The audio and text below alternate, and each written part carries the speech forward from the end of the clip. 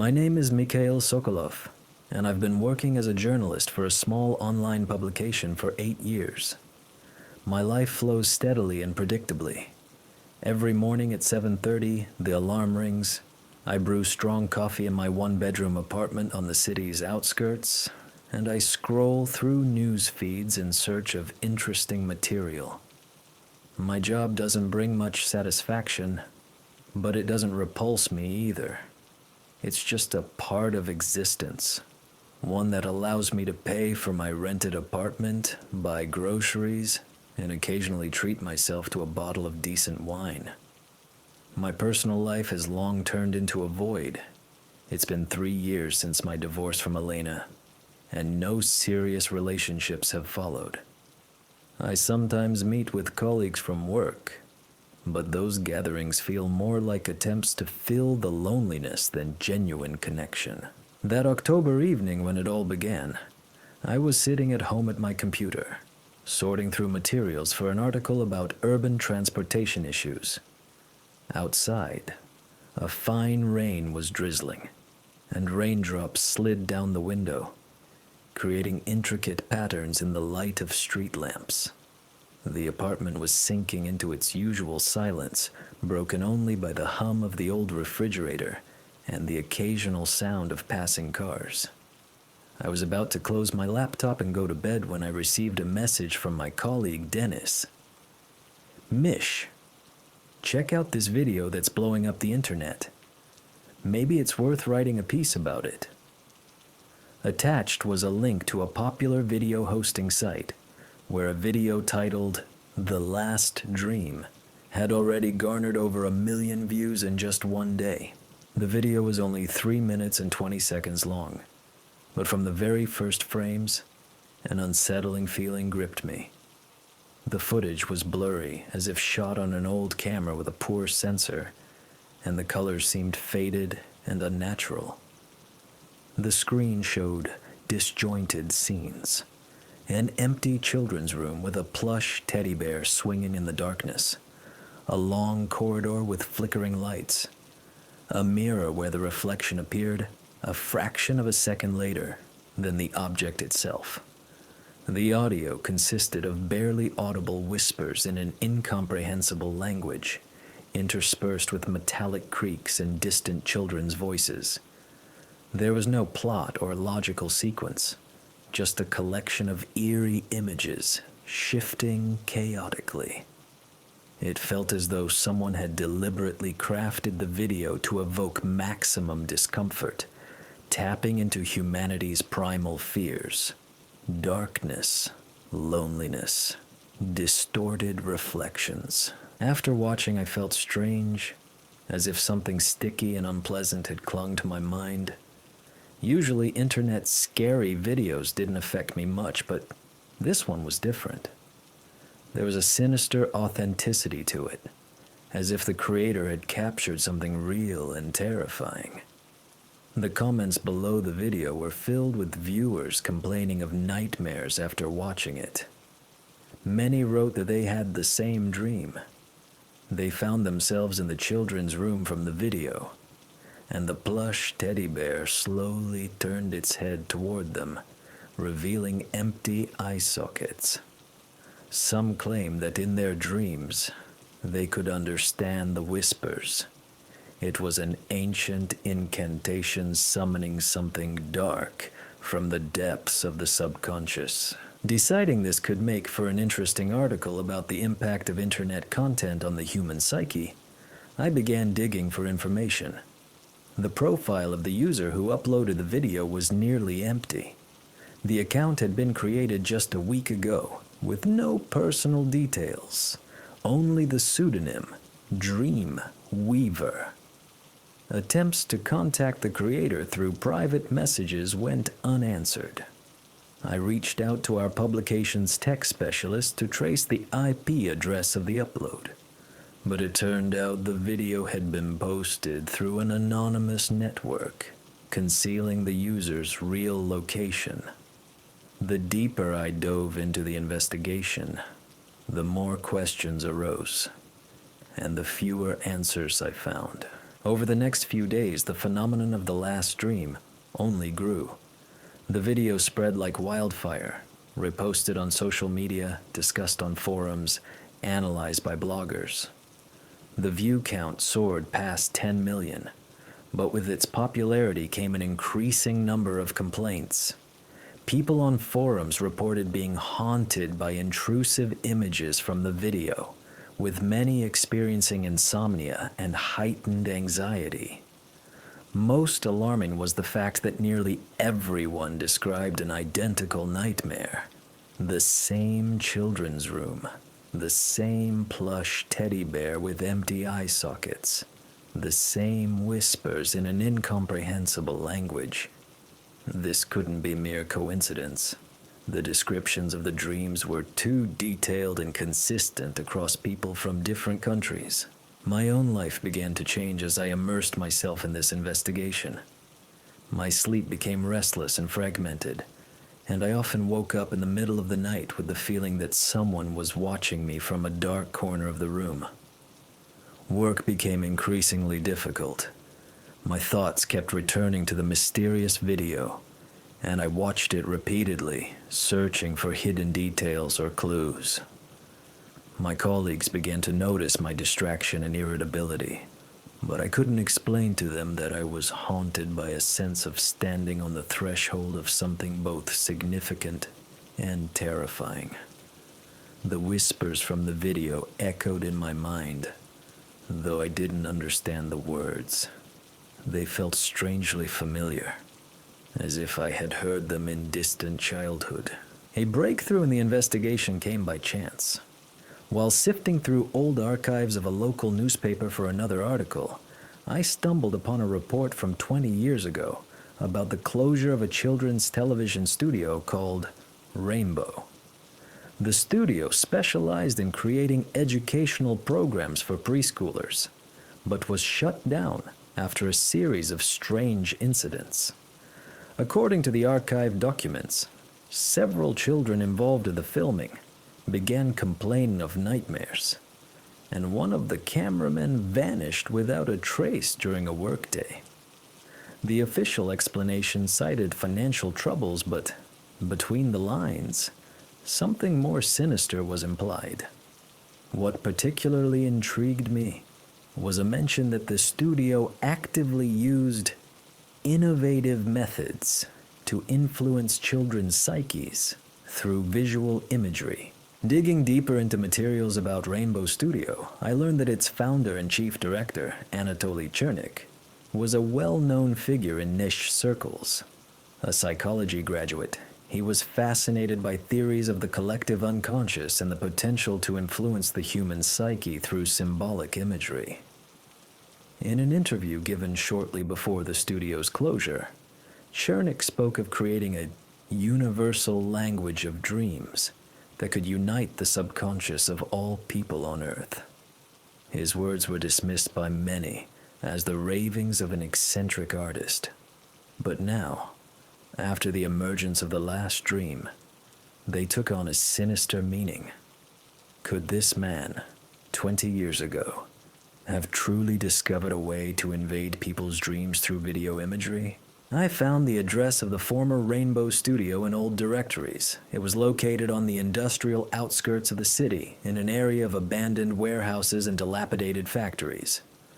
According to official records, after the studio's closure, the building changed hands several times but had stood vacant in recent years. Tracking down the owner proved impossible. Documents were lost in bureaucratic mazes and contact details were invalid. It felt as though someone was deliberately covering their tracks, discouraging outsiders from taking an interest in the place. But this only fueled my desire to uncover the truth. My journalistic instincts told me the answers lay within the walls of that abandoned studio. By the end of the week, my mental state had noticeably deteriorated. Nightmares plagued me every night, and now I too found myself in that children's room with the swinging plush teddy bear. But unlike the other victims of the last dream, my dreams were more vivid and terrifying. I saw not only the room but also long corridors leading into the depths of some building, heard not just whispers but entire phrases in a language that felt both foreign and strangely comprehensible. In one dream, I saw a middle-aged man with a graying beard standing behind a camera, scribbling in a thick notebook. His eyes burned with fanatical zeal, and his lips muttered the same incantations from the video. When I woke up, I realized I had seen Anatoly Chernik, though I had never seen his photograph before. The decision to visit the abandoned studio took several days to solidify. Each morning I woke with a firm resolve to abandon this crazy idea and focus on my regular work. But by evening, obsessive thoughts about the last dream consumed me again. The video continued to gain traction online. The number of people reporting strange nightmares grew daily, and I felt like the only person who could uncover the truth. My colleagues at the newsroom began openly expressing concern about my condition. I had become irritable, distracted, muttering to myself constantly. The editor-in-chief, Sergei Petrovich, even suggested I take a vacation, but I refused, citing the importance of the investigation. On Saturday morning, I finally made up my mind to go. The weather was dreadful. Low gray clouds blanketed the sky, a cold drizzle fell, and the world seemed gray and lifeless. The industrial outskirts where Rainbow Studio was located were a depressing sight. Crumbling buildings, weed-choked vacant lots, rusted remnants of unidentifiable machinery. Many businesses here had shut down in the 90s, and the area now resembled a graveyard of Soviet industry. The roads hadn't been repaired in years, and my old car struggled through potholes and puddles. The deeper I ventured into this god-forsaken district, the stronger the feeling grew that I was crossing a boundary between the familiar world and something entirely alien. The former Rainbow Studio was a 3-story brick building from the 1970s. It might have once been presentable, but years of neglect had turned it into a grim ruin. The paint on the walls had peeled and darkened, many windows were broken or boarded up, and parts of the roof had caved in. In the courtyard, sparse trees and bushes sprouted through cracks in the asphalt. Rusty children's swings creaked in the wind, their mournful groans echoing off the surrounding buildings. A faded sign on the gate read, "No trespassing," but the lock was long broken, and the gate swung open at the slightest touch. At the main entrance, I found the door locked, but the lock looked new, far newer than anything else in the building. This struck me as odd. Why would someone install a new lock in an abandoned place? Circling the building, I found a broken window on the first floor, through which I could enter. Carefully widening the opening and removing sharp shards, I climbed into what must have once been a reception or lobby. The air inside smelled of dampness, mold, and something else. A sickly sweet, cloying odor I couldn't identify but which filled me with inexplicable unease. Turning on my phone's flashlight, I began exploring the room. The floor was littered with construction debris, scraps of wallpaper, and broken glass. Traces of former grandeur lingered on the walls, remnants of colorful children's drawings, stickers of cartoon characters, and a faded inscription in red letters above what used to be the receptionist's desk. "Welcome to the magical world of Rainbow Studio." But everything looked not just old. It seemed as though the building had been abandoned in a hurry, with valuable items left behind. Scattered on the floor were folders with documents, photographs, and pieces of videotape. Some photos were blurred by moisture, but those in better condition showed children in bright costumes, adults with cameras and lighting equipment, and set designs for filming. The staircase to the second floor creaked under my feet, each step echoing in the empty corridors. The second floor was a maze of small rooms, likely used as dressing rooms, costume storage, and technical spaces. In one room, I found remnants of children's costumes, bright dresses, hats, animal masks. They were covered in dust and cobwebs, but surprisingly well preserved. My attention was drawn to a plush teddy bear mask, identical to the one in the last dream. My heart raced as I realized I was standing in the very place where the footage haunting millions had been filmed.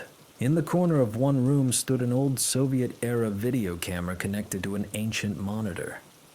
The equipment looked functional, which seemed impossible in an abandoned building. Even more astonishing, a red dot blinked on the monitor, indicating the system was in standby mode. Someone was clearly maintaining this equipment. Next to the camera lay a thick, leather-bound notebook, the same one I had seen in my dream in the hands of Anatoly Chernik.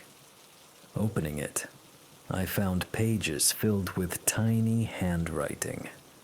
The notes were in Russian, but interspersed with unrecognizable symbols and signs. Some pages contained diagrams and charts, others what looked like incantations or ritual texts. Reading the entries, I began to grasp the scale of what Chernik had been working on in the studio's final years. He was indeed trying to create a universal language of dreams, capable of influencing anyone's subconscious regardless of their culture, education, or mental state. His theory posited that there are archetypal images embedded in humanity's genetic memory, fears that affect everyone equally. In his view, the children's room symbolized lost innocence. The plush teddy bear represented betrayed trust, and empty eye sockets signified an encounter with death. By combining these images in a specific sequence and pairing them with carefully selected sounds, he aimed to create a master key to the human subconscious. But the further I read, the clearer it became that Chernik's experiments had gone too far. One entry described how the children involved in the filming began showing strange symptoms. They stopped distinguishing between reality and dreams, spoke of voices only they could hear, and drew identical disturbing pictures. Some notes, dated to the studio's final days, revealed the author's growing despair. Chernik wrote of opening a door that should never have been opened, that they demanded he continue his work, and that he was no longer in control. The final entry, written the day before the studio's official closure, read, "Tonight, I will finish the last film. If something happens to me, let no one try to show it to others. Some knowledge is too dangerous for humanity." The sound of footsteps on the staircase made me snap my head up from the notebook. Someone was climbing to the second floor, trying to move quietly, but the old steps betrayed their presence with creaks.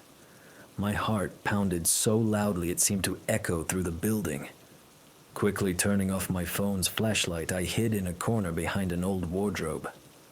The footsteps grew closer, and I could tell it was one person, moving slowly, cautiously, listening for sounds. Through a crack between the wardrobe and the wall, I saw the beam of a powerful flashlight sliding along the corridor walls. The stranger methodically checked each room, and I knew it was only a matter of time before they reached my hiding spot. When the footsteps stopped right outside the room where I was hiding, time seemed to freeze. I held my breath, feeling cold sweat trickle down my back. The flashlight beam swept across the floor, illuminating the pile of costumes, the camera, and the open notebook I hadn't had time to close. The person in the corridor muttered something under their breath, indistinct words, but the tone felt familiar. Then they entered the room, and I saw their silhouette. A man of average height in dark clothing with a graying beard. Even in the dim light of the flashlight, I recognized the face I had seen in my nightmares. It was Anatoly Chernik in the flesh. He was alive. After 20 years of being officially missing, presumed dead by the world, he had been here all along, in the walls of his abandoned studio. Chernik approached the table, picked up the notebook, and carefully closed it, then checked something on the video camera. His movements were confident and practiced. He clearly visited this place regularly. Then he turned and looked directly at my hiding spot. There was no surprise in his eyes, only the calm certainty of someone who had long anticipated this meeting. "Come out, Mikhail Sokolov," he said quietly, his voice echoing off the room's walls. "I knew someone would eventually find this place, and I knew it would be you." Realizing there was no point in hiding, I slowly stepped out from behind the wardrobe. Chernik stood calmly, holding the flashlight so it didn't blind me. Up close, he looked older than in the archived photos. Years of solitude and strange experiments had left their mark on his face. But his eyes burned with the same fanatical fire I had seen in my dream. "How do you know my name?" I asked, trying to sound more confident than I felt. "I know a lot about those who try to unravel the mystery of my work," Chernik replied. "Your articles, your attempts to find me, your dreams, they're all part of a larger plan. Do you think you stumbled upon the video by chance? That you found your way here by accident? Nothing in this world is random, especially when it comes to the forces I've learned to control." He gestured toward the camera and monitor. 20 years ago, I created the first prototype of what you call the last dream. But back then, I didn't fully grasp the power of what I was dealing with. The initial experiments were clumsy, too crude. The children involved in the filming suffered psychological trauma. One of my assistants disappeared, and I nearly lost my mind to the visions that began haunting me. I had to close the studio and hide here to continue my work alone. "All these years you've been here?" I asked, incredulous. "Not just here," he said with a smirk. "I've traveled to places of power, studied ancient texts, communed with those who understand the true nature of dreams. Gradually, I realized that my experiments had attracted the attention of entities that exist in the space between dreams and reality. They offered me a deal. I create a bridge to our world for them, and in return, they grant me knowledge to control the dreams of all humanity." His words sounded like the ravings of a madman, but in the context of everything happening, they carried a terrifying weight. Millions of people worldwide were experiencing identical nightmares after watching the video. Wasn't that proof that Chernik had indeed found a way to invade the human subconscious? "The last dream is just the beginning," he continued. "A simple form of influence, designed to prepare humanity for the main event. Everyone who's seen that video becomes part of a network, a node in a vast web of consciousnesses. And when the network is ready, I'll show the world the true film, the one that will open the final door." "The door to what?" I whispered, dreading the answer. "To the world where they rule," Chernik said, pointing upward to the ceiling, which was covered in strange symbols I hadn't noticed before. "A world where reality bends to will, where dreams become reality, and nightmares are the only truth. Humanity has lived too long under the illusion of control over its fate. It's time to show people who the true masters are." Chernik's words hung in the air like toxic fumes, seeping into my lungs and poisoning every breath. I stood in the dim room of the abandoned studio, face to face with a man presumed missing for 20 years, listening to his plans to enslave humanity through dreams. The rational part of my mind desperately searched for a logical explanation. Perhaps Chernik had simply gone mad from years of isolation, and his talk of dream world entities was the delusion of a paranoid mind. But another part of me, the one tormented by nightmares since watching the last dream, knew every word he spoke was a terrifying truth. Chernik paced the room slowly, his flashlight illuminating details of the setting. Piles of videotapes, sheets of paper covered in formulas, strange artifacts whose purpose I couldn't discern. On one shelf stood glass jars filled with a murky liquid, containing unidentifiable objects. The walls were covered with photographs, not ordinary portraits, but images of sleeping people, clearly taken without their knowledge. Hundreds of faces in slumber, each marked by an expression of terror, as if even in unconsciousness they sensed something malevolent. See these photographs? Chernik noticed my gaze. Each of these people became part of the experiment long before the last dream was created. For years, I studied the nature of human nightmares, infiltrated the dreams of random passers-by, analyzed their fears. Gradually, I learned not just to observe, but to influence, to alter the content of their dreams, to implant the images I needed. Each new experience brought me closer to understanding the mechanics of the collective unconscious. He approached one photograph, a young woman with a face contorted in horror. This girl worked as a cashier in a supermarket nearby. Years ago, I began visiting her dreams, gradually altering their content. At first, small details, the color of the wallpaper in a room, the melody she heard in her sleep. Then larger elements, strangers appearing, plot lines shifting. Eventually, I fully controlled her nightmares. She stopped sleeping properly, started taking sedatives, sought help from psychiatrists, but no one could help her because the source of her problem wasn't in her psyche, it was in my will. The revulsion and horror I felt listening to his confessions mingled with a growing realization of the scale of what I was facing. Chernik hadn't just created one viral video. He had spent years perfecting techniques to invade the human subconscious, turning random people into test subjects for his monstrous experiments. How many lives had he destroyed? How many people had been driven to madness, unaware they were victims of his ambitions? "Why are you telling me all this?" I asked, struggling to maintain composure. "What do you want from me?" Chernik turned to me, his face in the flashlight's glow resembling a demonic mask.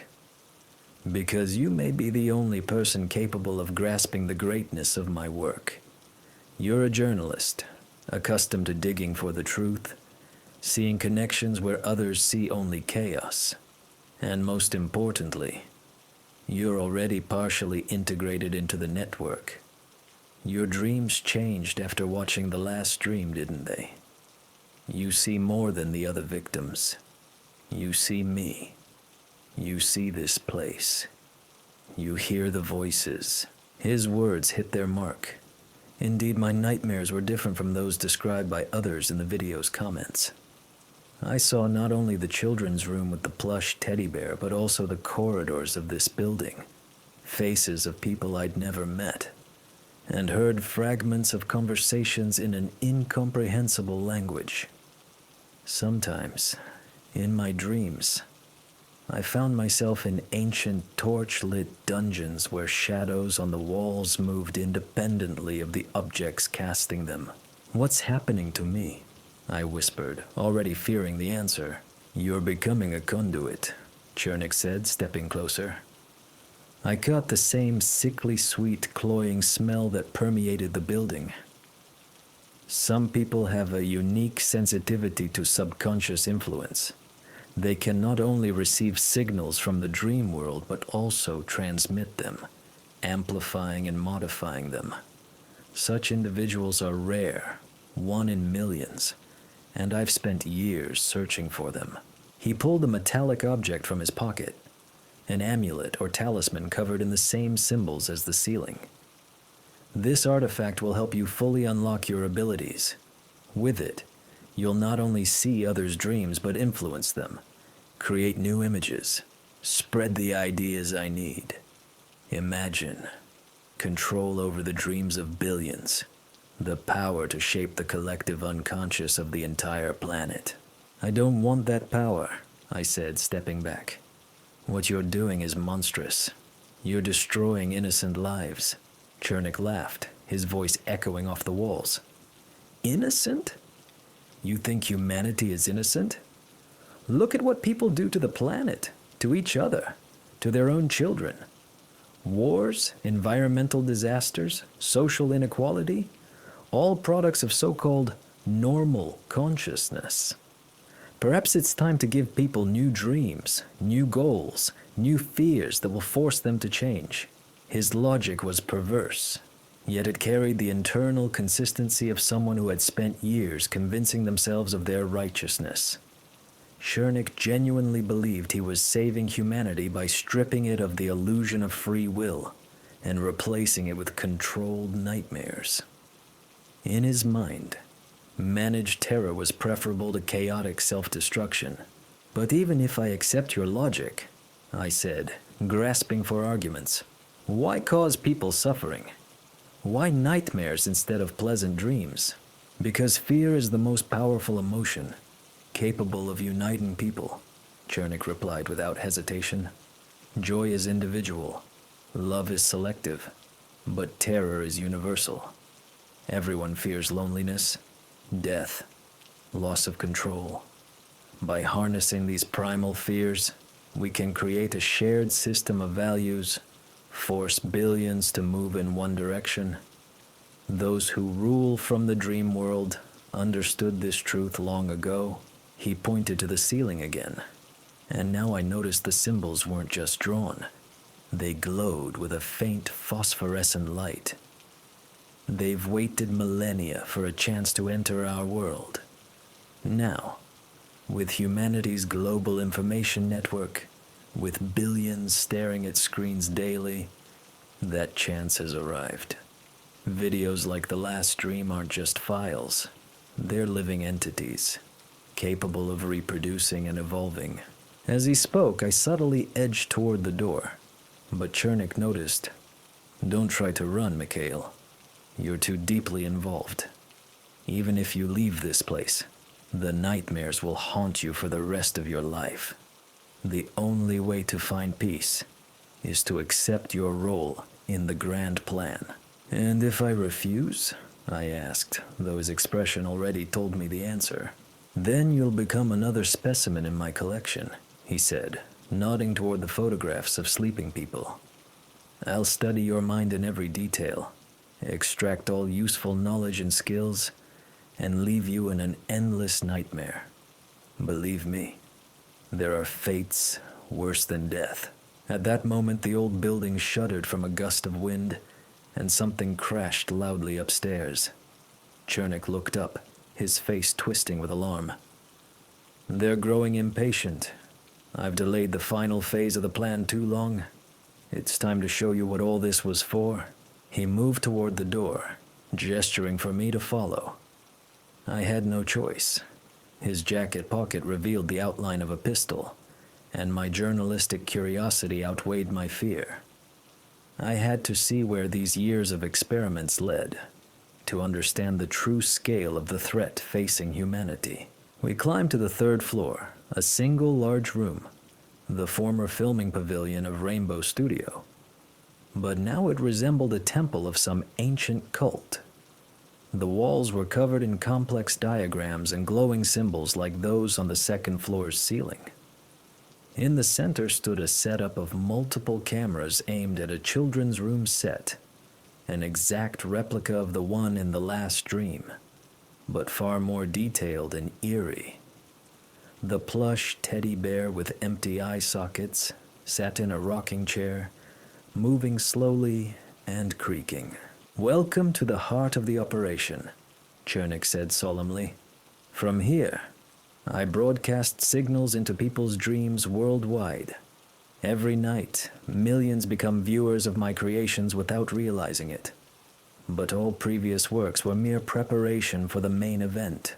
He approached a control panel near the cameras. Tomorrow night, I'll launch the final video, The Eternal Dream. Unlike the last dream, which affects viewers gradually, this new work will completely reformat a person's consciousness from the first viewing. Those who see it will never wake up. Their bodies will live, but their minds will remain forever in the world, ruled by them. How many people will see this video? I asked, horrified. Everyone with internet access, Chernik replied with satisfaction. Over the years, I've built a network of thousands of hidden servers worldwide. When the Eternal Dream launches, it will automatically upload to every video platform, appear on social media, and be sent via email. Modern recommendation algorithms will do the rest. Within hours, billions will have seen it. The scale of the impending catastrophe was staggering. If Chernik was telling the truth, humanity stood on the brink of its end.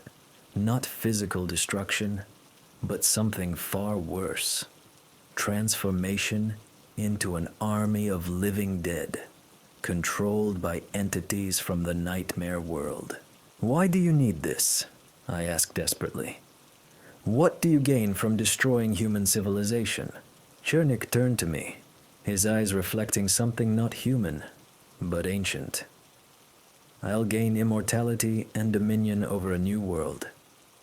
When the boundary between dream and reality vanishes, when reality becomes malleable like clay in a sculptor's hands, I'll be one of the gods of this altered universe. And humanity will receive what it's always secretly desired. Freedom from the burden of choice, from responsibility for its actions. He began setting up the equipment, checking cameras and lights with practiced precision. He had clearly rehearsed this moment countless times. I have a special role for you in tomorrow's spectacle. You'll be the first viewer of the Eternal Dream, the one who bridges our world and their realm. Your death will open the portal for them to enter. My death? I echoed, cold sweat trickling down my spine. Not death in the usual sense, Chernik clarified. A transformation. Your consciousness will be absorbed into the video, becoming part of it, and your body will serve as an antenna, amplifying the signal. It will be painful, but brief. Then you'll gain a new existence in the space between worlds. He pulled several metallic bracelets from a drawer, adorned with the same symbols. These artifacts will stabilize your consciousness during the transformation. Don't resist. The calmer you are, the easier it will be. I realized I had no time left to think. In a few hours, Chernik would unleash a mechanism that could annihilate human civilization, using me as a living catalyst.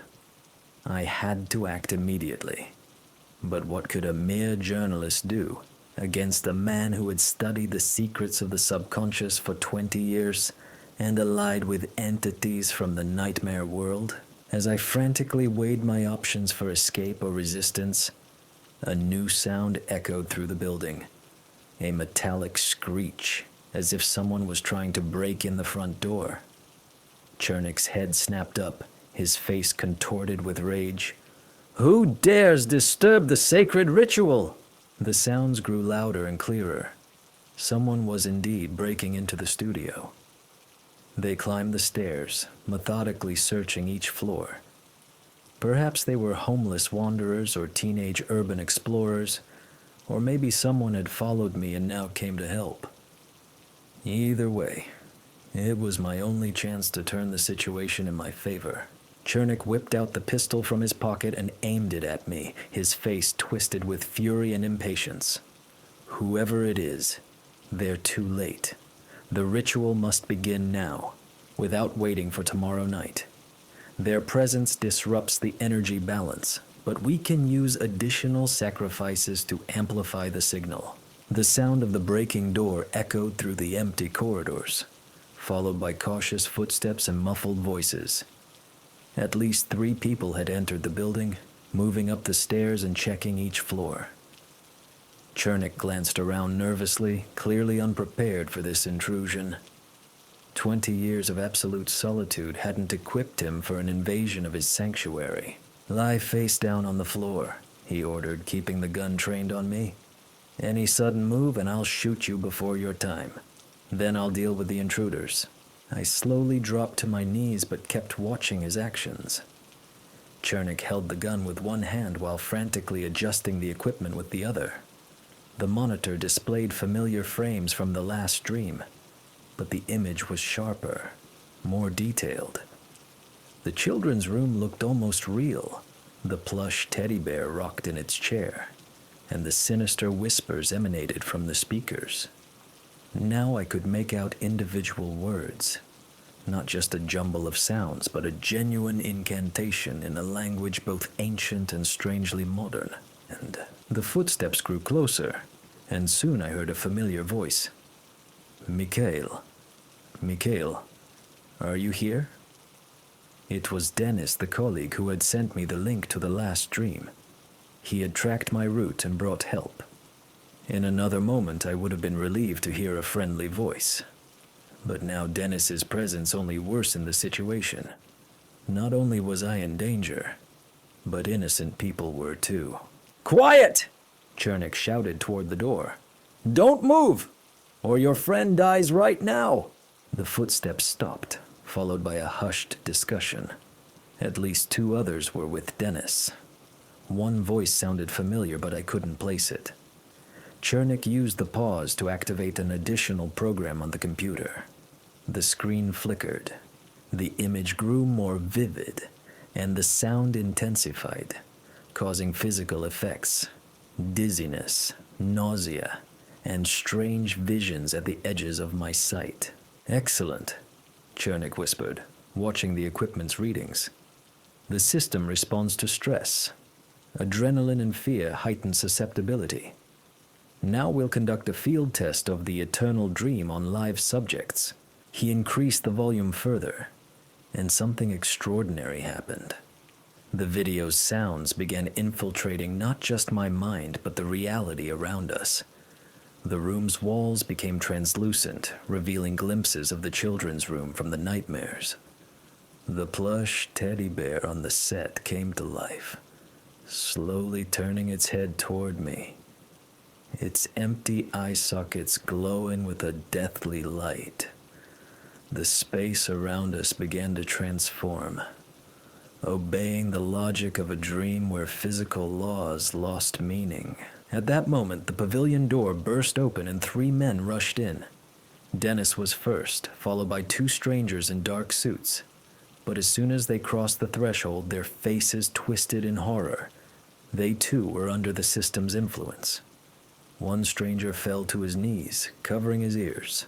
The other began muttering incoherently in an unknown language. Dennis was more resistant but visibly struggling. "Perfect!" Chernik exclaimed, watching the chaos. "Now we have enough energy to open the portal. Every person in terror becomes a conduit between worlds." He began chanting the incantation from the speakers. As the words left his lips, reality continued to warp. The pavilion's ceiling dissolved, revealing a starless sky where impossible geometric shapes spun slowly. The floor became soft and pliable, like living flesh. From the room's corners, shadows emerged, not mere reflections but autonomous entities with glowing eyes. One of the men with Dennis suddenly spoke, his voice cutting through the chaos. "Anatoly Alexandrovich, stop this immediately. You don't understand what you're dealing with." Chernik spun around, his face shifting from surprise to rage. "Professor Viktorov, how did you find me? I thought you were long dead." Now I recognized the voice. Igor Viktorov, a renowned psychologist and researcher of anomalous phenomena, who had vanished years ago under mysterious circumstances. Presumed dead, he was not only alive, but somehow connected to Chernik's story.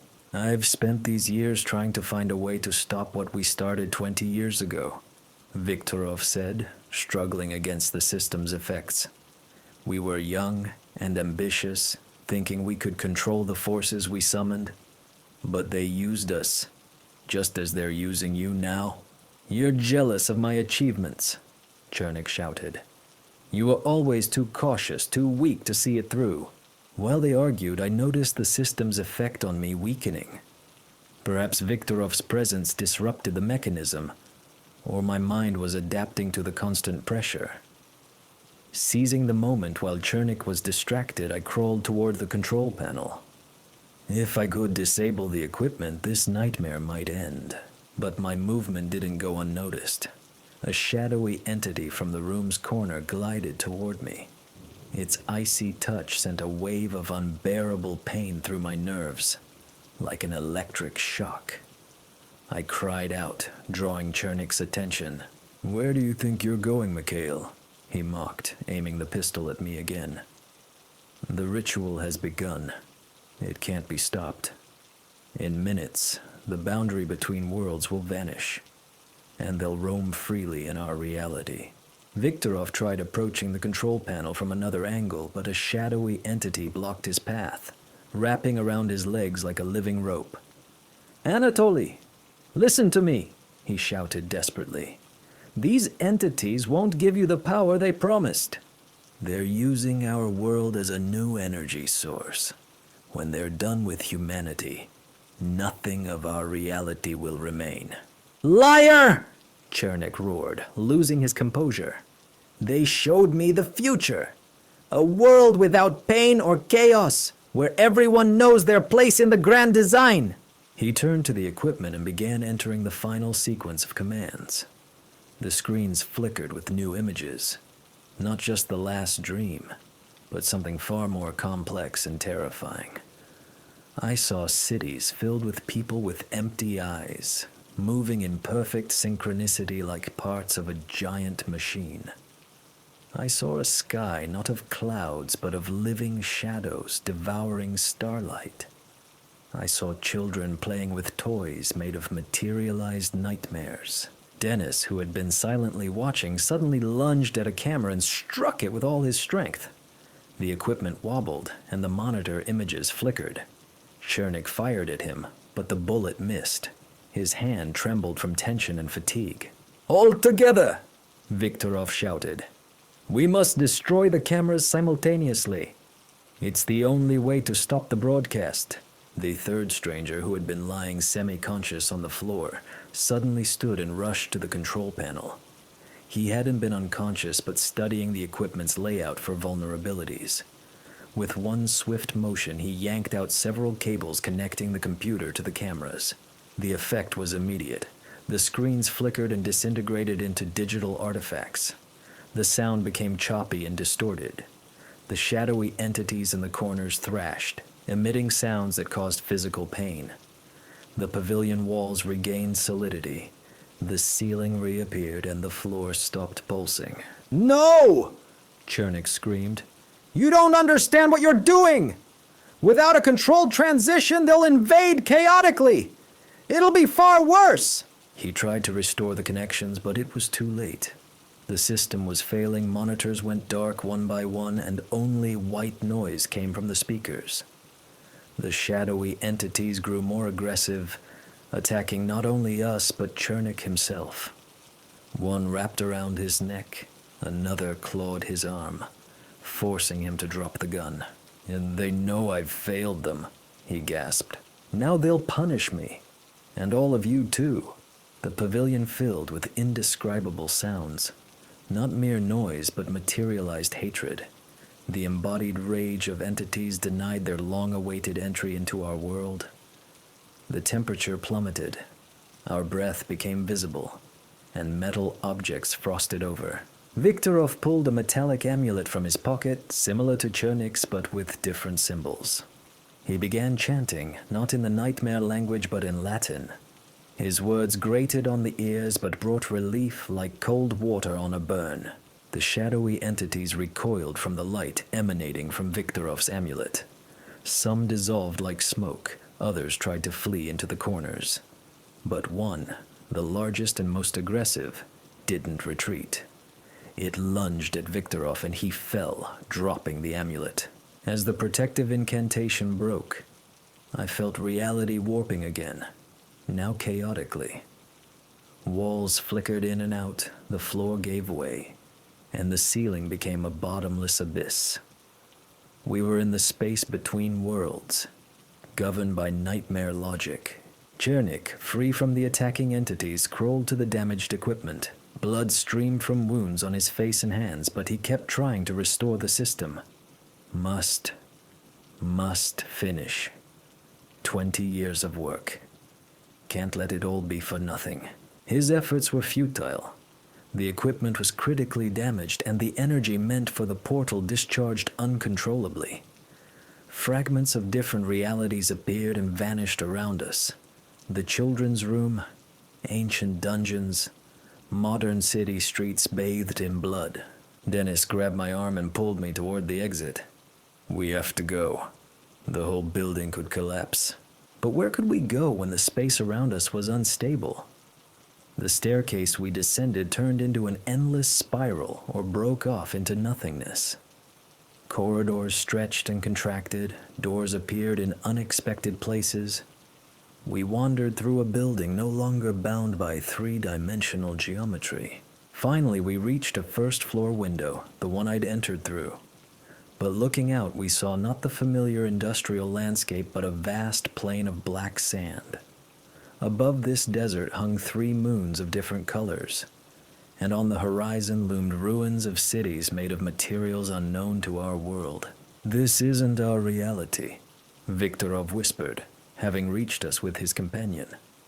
Chernik's experiment shattered the boundaries between dimensions.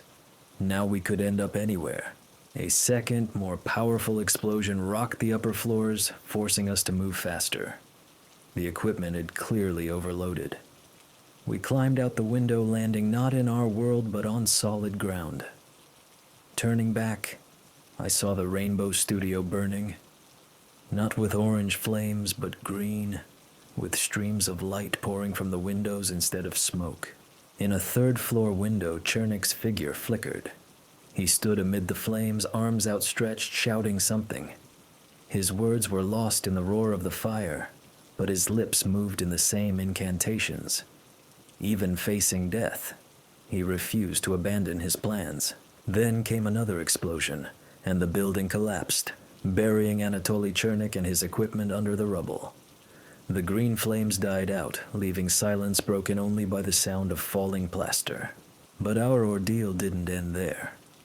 We were in an alien world with no way back.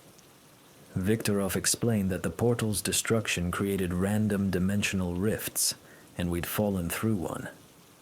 There might be a way back, but finding it would be nearly impossible.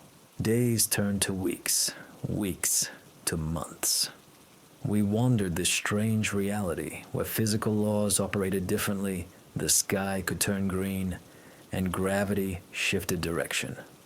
Sometimes we met other travelers, people from various eras and worlds, also victims of dimensional experiments. Their stories were similar. Someone tried to probe the secrets of the universe, breached reality's boundaries, and now we all paid for their ambition. Our group dwindled. Viktorov's companion vanished one night, leaving only his clothes and a note. "Don't look for me. I found a way home, but it's open to only one." Viktorov himself succumbed to a strange illness. His memory faded, erasing not just recent events, but his entire past. Eventually, he became a silent shadow following us, no longer knowing who we were. Dennis lasted longer than the others. We supported each other, sharing the last scraps of humanity in this inhumane world. But his strength wasn't infinite. The constant dimensional shifts, encounters with impossible creatures, and the pressure of an alien universe's logic eroded his psyche. His final words were, "Mish, what if we're still dreaming? What if Chernik won?" And this is all one big nightmare. Now I'm alone. I don't know how much time has passed since the studio's collapse. Time flows differently here, and the watch I brought stopped long ago. I wander endless deserts and glass forests, climb mountains that grow before my eyes, cross rivers of light. Sometimes I see reflections of familiar cities in the sky, perhaps images of my home world, but they're unreachable. The worst part is that memories of my old life are fading. I remember my name, the faces of loved ones, but details slip away. What was my ex-wife's name? The color of my apartment's wallpaper? The floor of the newsroom? These small things, once the foundation of my existence, dissolve in a stream of alien impressions. But one memory remains vivid. The video, The Last Dream, and its creator. It doesn't fade. It grows sharper, more detailed. Sometimes I think Chernik didn't die in that fire, that his spirit lingers in these labyrinths of reality. Other times, I wonder if I've become part of his experiment, a living entry in his research journal. Recently, if recently even applies here, I found a fragment of the equipment from the Rainbow Studios pavilion. The camera was shattered, but the monitor still worked. Familiar images flickered on the screen. The children's room, the plush teddy bear, the long corridors. I realized the last dream didn't die with its source. The video lives, reproduces, evolves, finding new ways to infiltrate human minds. Perhaps, in my home world, someone is still watching that cursed video. Maybe new victims are seeing the same nightmares that once haunted me. Or perhaps the video has mutated into something even more dangerous, creating new Cherniks in other worlds and dimensions. I'm writing these words on the last pages of the notebook I brought on that fateful trip. The ink is running out, the paper yellowing and crumbling in this alien atmosphere. When I finish this record, nothing material from my old life will remain. But if someone finds these notes, if they somehow return to my world, let them know. Some secrets are better left uncovered. Some videos are better left unwatched. Some dreams are better left unseen. Now excuse me, it's getting dark, and I'll dream again of the children's room with a rocking plush teddy bear. Only now, I'm not just a spectator of this nightmare. Now I'm part of it.